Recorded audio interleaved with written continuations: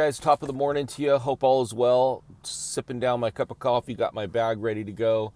Camino de Santiago in a few days, and yeah, it's a pilgrimage across northern Spain, and a lot of people it takes an entire month to do. I'll be doing it in a few weeks, and people call it a reset on your life. So I really feel like mentally and spiritually, I am kind of hitting a reset just in preparations for it. I mean, some people prepare an entire year. I just decided a couple weeks ago to go do it. So already I'm kind of rethinking, and hence the topic of this video. And one of the things I've kind of been involved in on the edges is van life, which has exploded just like tiny homes, which, I've been living in a tiny home for years and years. It's like there's whole industries around it. But I'm really thinking about picking up a van when I get back and at least getting out on the weekends as a way to get out into some of the great national parks in my area, Southern California and beyond, and really trying to see if we can get out and about a little bit more. I really have been following some of these guys, and the challenge with living a van, besides it being uncomfortable and a little small, is the summers. So, with climate change, things are getting warmer, crazier weather, and the challenge is really the summers because, it gets pretty hot, and these vans are really like any car is it's like an oven.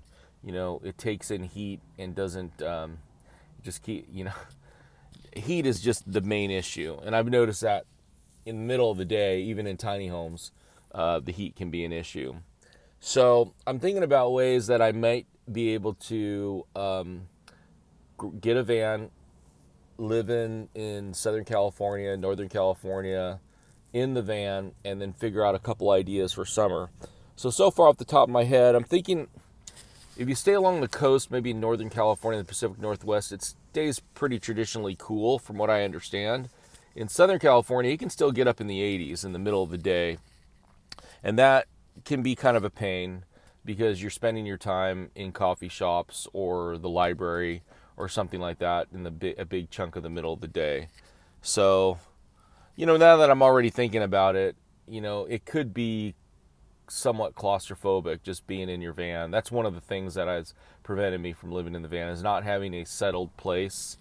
So, I don't know. I'm going to think about it. I really like the nomadic idea, but I like the idea of getting away in the summertime to beat the heat.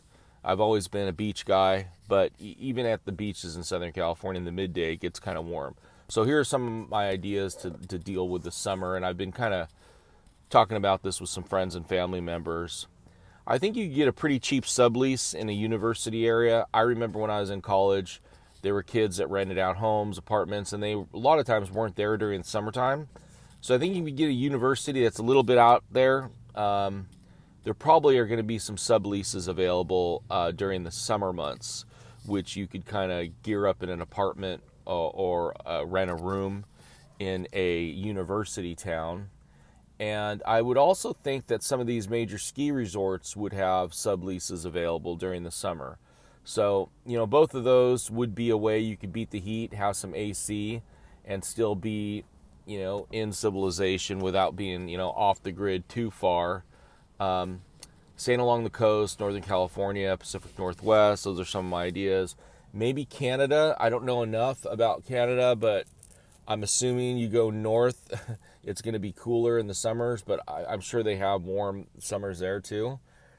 And then off the top of my head, another one I was thinking is go to a place that is economically vibrant during the summer. Alaska. Big tourism industry, a lot of work probably during the summertime. Maybe Alaska might be a good way for a van lifer to escape the hot summers and get some work, make some money. And on that note, I guess you could go to Eastern Europe. You could go to New Zealand. You could probably go to Argentina, I think, during the summer. So or even Nepal kind of comes into mind. Like somewhere where the cost of living is really low, but the weather is not hot. Or somewhere where you can make some money. Like I'm thinking Alaska. Yeah, if you guys as this channel gets bigger, I know there'll be more engagement and stuff. But right now, that's off the top of my head, and that's some of the things I'm thinking about. Yeah.